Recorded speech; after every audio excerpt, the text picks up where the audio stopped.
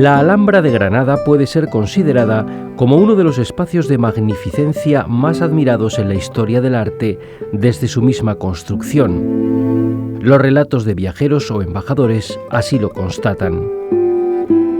Esta admiración fue compartida por los monarcas hispánicos tras la toma de Granada. Bien pronto, los reyes católicos realizaron pequeñas modificaciones para poder hospedarse allí y disfrutar de los placeres que les ofrecía tal enclave. También Carlos V mostró el mismo sentimiento cuando visitó la capital del Darro tras las bodas con Isabel de Portugal. Tal fue el impacto que le produjo que decidió allí construir un palacio, con la intención de que se convirtiera en una de sus residencias de la corte itinerante. Charles V had heard of the Alhambra before arriving to Spain at the beginning of the 16th century. He knew it was one of the marvels of the country and one of the trophies of his lineage. Soon, he even began to give orders to protect the building. In doing so, he followed the tradition of his grandparents. Upon the conquest of Granada in 1492, the Catholic monarchs ordered the Counts of Tendilla, who were the tenants of the castle and the palace, to hire Islamic local masons to restore the building in the Islamic manner and to accommodate it to the uses of the new Christian court.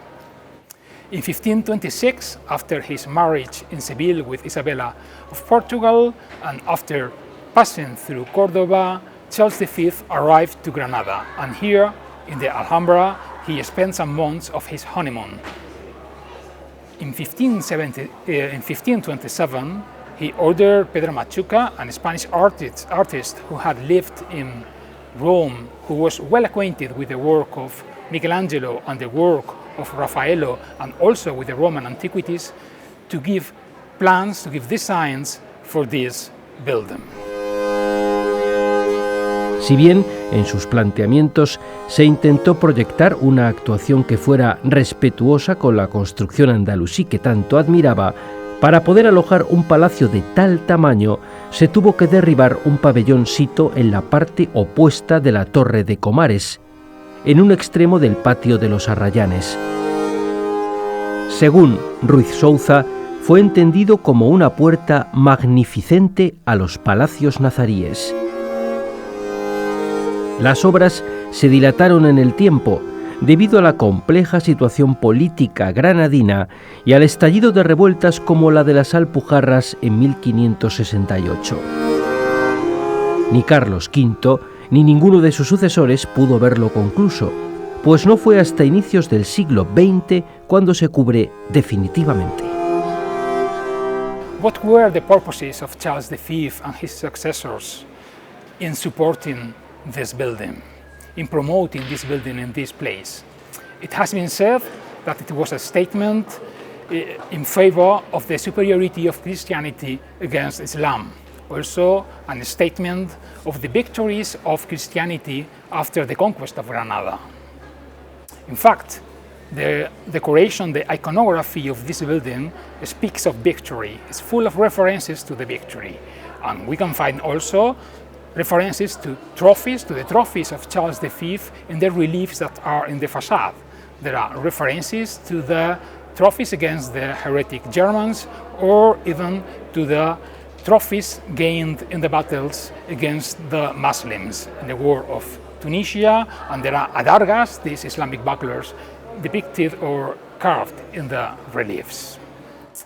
However, given what we know about the admiration of Charles V for this building, for the Alhambra, given what we know about how he restored the building, how he wanted his coat of arms to be put in the middle of the Islamic decorations, we cannot think that this competition between the Islamic building and the Renaissance palace should be understood in terms of substitution. Probably it was the idea of emulation what was running here, an emulation of the Islamic exuberance of the Alhambra in the austere new language of classical architecture. El palacio se estructura en torno a un patio en forma circular, forma relacionada con el poder político. inscrito en un cuadrado de 63 metros de lado, en este caso en vinculación con la religión, aunando en planta los dos elementos clave de su mandato. Se trata de una planta novedosa en el ámbito hispánico, basada en formas geométricas clásicas dependientes de las matemáticas. Bebe de la tratadística del Quattrocento en el modo en el que superpone los órdenes arquitectónicos y los sintagmas de alternancia de nichos de los muros. Destaca la capilla en forma octogonal en una de sus esquinas, en relación con la capilla palatina de Aquisgrán.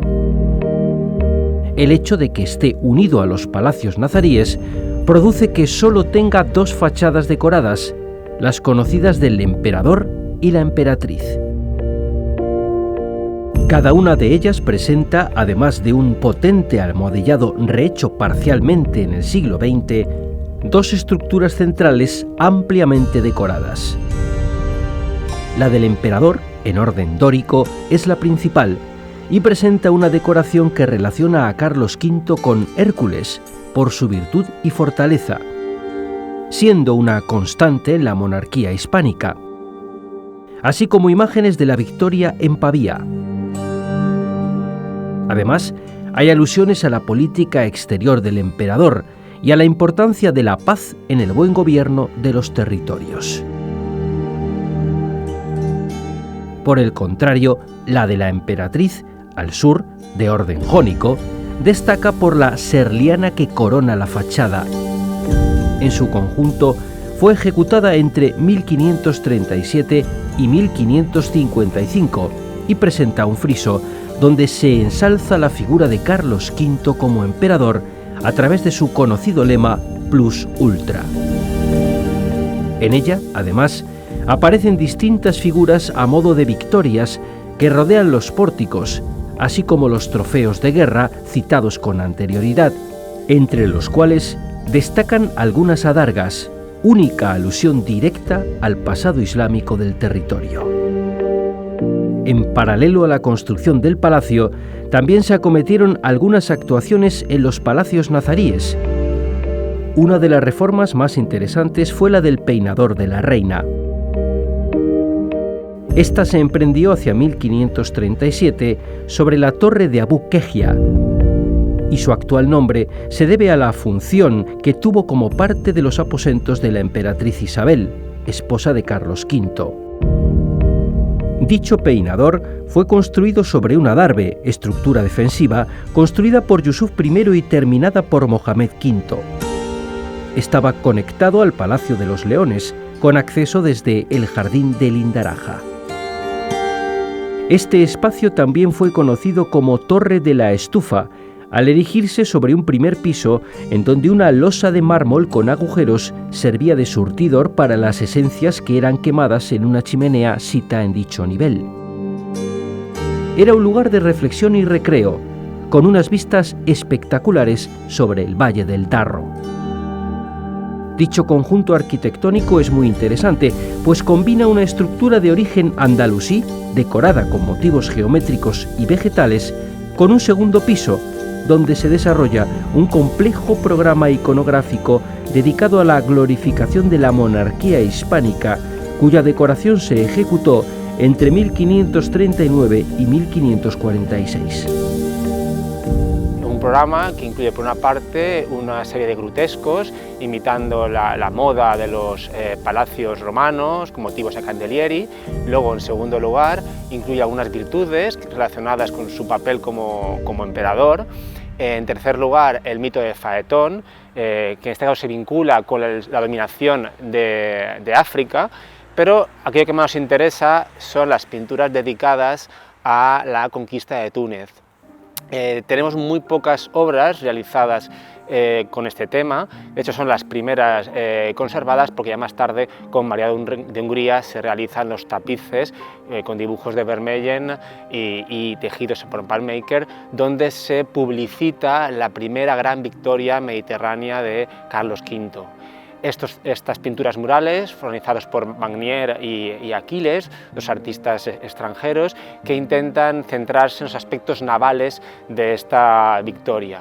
por lo cual, aunque se conoce como el peinador de la reina, porque es un lugar, como digo, de reflexión, de disfrute del Valle del Darro por sus vistas, en el fondo es un espacio de glorificación también de la monarquía hispánica, de la dominación de África y de muestra del poder del emperador.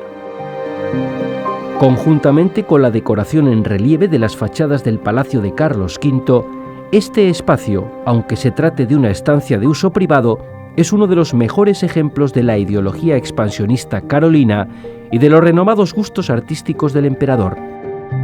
De hecho, si comparamos estas pinturas con grabados conservados de la época, vemos que son una verdadera coreografía de los puertos desde los que partieron las naves, testigo de las gestas carolinas contra las tropas turcas. La belleza de la construcción hizo que siguiera cumpliendo su función incluso siglos más tarde.